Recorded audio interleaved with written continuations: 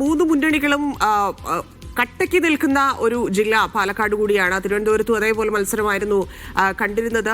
Polling ബൂത്തിലേക്ക് എത്തുമ്പോൾ എന്തൊക്കെയാണ് മുന്നണികളുടെ പ്രതീക്ഷകൾ പാലക്കാട് പ്രത്യേകിച്ച് കോർപ്പറേഷനിൽ? മാത്രവുമല്ല എല്ലാ ഒരുക്കങ്ങളും പോളിംഗുമായി ബന്ധപ്പെട്ട് പൂർത്തിയായിട്ടുണ്ട്.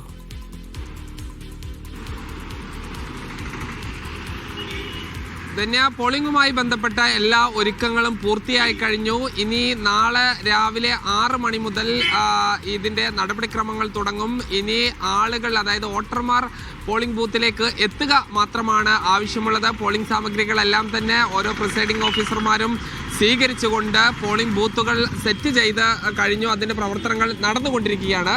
ധന്യ സൂചിപ്പിച്ച പോലെ തന്നെ വീറും വാശിയുമേറിയ പോരാട്ടം നടക്കുന്ന ഒരു ജില്ലയാണ് പാലക്കാട്. അതിൽ ജില്ലാ പഞ്ചായത്തിൽ വലിയ ഒരു മത്സരമെന്ന് പറയാൻ കഴിയില്ല. കാരണം ഇടതുപക്ഷത്തിൻ്റെ വലിയ ശക്തി ദുർഗമാണ്. എന്നാൽ കഴിഞ്ഞ തവണത്തെ പോലെ 3 സീറ്റിൽ മാത്രം UDF ഒതുങ്ങാനുള്ളൊരു സാധ്യതയില്ല.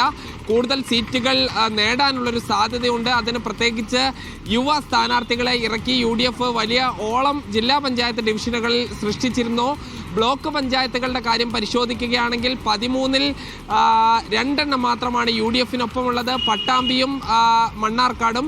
ബാക്കിയെല്ലാം LDFനൊപ്പമാണ്. LDFനൊപ്പം എന്ന് പറയുമ്പോൾ ആലത്തൂര്, ഒറ്റപ്പാലം തുടങ്ങിയവയിൽ CPM മാത്രം, അതായത് LDF മാത്രമാണ് ഉള്ളത്. അതിൽ ആലത്തൂര് CPIക്ക് 2, ബാക്കി CPM-ഉം, ഒറ്റപ്പാലത്താണെങ്കിൽ CPM മാത്രമാണ് ഉള്ളത്.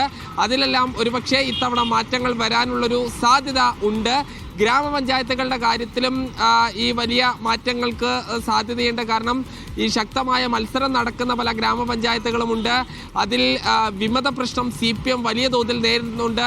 ഇതെല്ലാം തന്നെ തങ്ങൾക്ക് ഗുണകരമാകും എന്ന് UDF പ്രതീക്ഷിക്കുന്നു. അതോടൊപ്പം നഗരസഭകളിലാണ് വലിയ പോരാട്ടം നടക്കുന്നത്. പ്രത്യേകിച്ച് ജില്ലാ ആസ്ഥാനമായ പാലക്കാട് നഗരസഭ BJP-യാണ് കഴിഞ്ഞ 10 വർഷമായി മത്സരിക്കുന്നത്. അത് തിരിച്ചു പിടിക്കുക എന്നുള്ളത് UDFനെ സംബന്ധിച്ചിടത്തോളം അഭിമാന പോരാട്ടമാണ്. അവിടെ അത്ഭുതങ്ങൾ സൃഷ്ടിക്കാൻ കഴിയുമെന്ന് LDF പറയുന്നു. BJP-ക്കാണെങ്കിൽ ആഭ്യന്തര പ്രശ്നം വലിയ തോതിൽ ഉണ്ടെങ്കിലും നഗരസഭ നിലനിർത്തുക എന്നുള്ളത് അവരുടെ ഈ സംസ്ഥാനത്ത് തന്നെ ഏറ്റവും പ്രധാനപ്പെട്ട ഒരു നഗരസഭ അവരുടെ കയ്യിലുള്ളത് പോവുക എന്നുള്ളത് അവരെ സംബന്ധിച്ചിടത്തോളം വലിയ തിരിച്ചടി ആകും. അതുകൊണ്ട് അവസാന ഘട്ടത്തിൽ RSS എല്ലാം ഇറങ്ങി ഈ വോട്ടുറപ്പിക്കാനുള്ളൊരു ശ്രമം നടക്കുന്നുണ്ട്. വിവിധ വിഷയങ്ങൾ ചർച്ചയായ തെരഞ്ഞെടുപ്പ് കൂടിയാണ് പാലക്കാട്. പ്രത്യേകിച്ച് രാഹുൽ മാങ്കൂട്ടം വിഷയം അവസാന ഘട്ടത്തിൽ വലിയ തോതിൽ ചർച്ചയായതാണ്. ഈ ശബരിമല വിഷയം ഉൾപ്പെടെ സംസ്ഥാനത്തെ മറ്റ് വിഷയങ്ങളും ചർച്ചയായി. ഈ നഗരസഭകളുടെ കാര്യം പരിശോധിക്കുമ്പോൾ ചിറ്റൂർ നഗരസഭ, അതോടൊപ്പം തന്നെ ഒറ്റപ്പാലം നഗരസഭ, ഈ ചെർപ്പളശ്ശേരി നഗരസഭ തുടങ്ങിയവിടങ്ങളിലെല്ലാം തന്നെ ഇത്തവണ വലിയ മത്സരമാണ്. V4 പട്ടാമ്പിയുടെ കരുത്തിലാണ് നിലവിൽ പട്ടാമ്പി LDF ഭരിക്കുന്നത്. ആ V4 പട്ടാമ്പി പൂർണ്ണമായും UDFനൊപ്പം നിൽക്കുന്നു. ഇത്തരത്തിൽ ഉള്ള UDFന് വലിയ പ്രതീക്ഷയുള്ള സ്ഥലങ്ങൾ ഉണ്ട്. LDFൻ്റെ ഒരു ശക്തി കേന്ദ്രമാണെങ്കിലും PK ശശി വിഭാഗം അടക്കം ഈ മണ്ണാർക്കാട്, അലനല്ലൂർ, കോട്ടോപ്പാടം, കാരാകുർശി, കരിമ്പുഴ തുടങ്ങിയ പഞ്ചായത്തുകളിൽ, കാഞ്ഞിരപ്പുഴ അടക്കമുള്ള പഞ്ചായത്തുകളിൽ പ്രതിസന്ധി സൃഷ്ടിക്കാനുള്ളൊരു സാധ്യതയുണ്ട്. അതോടൊപ്പം തന്നെ കിഴക്കഞ്ചേരി, വടക്കഞ്ചേരി, കൊഴിഞ്ഞാമ്പാറ മേഖലയിലും വിമത ശല്യമുണ്ട്.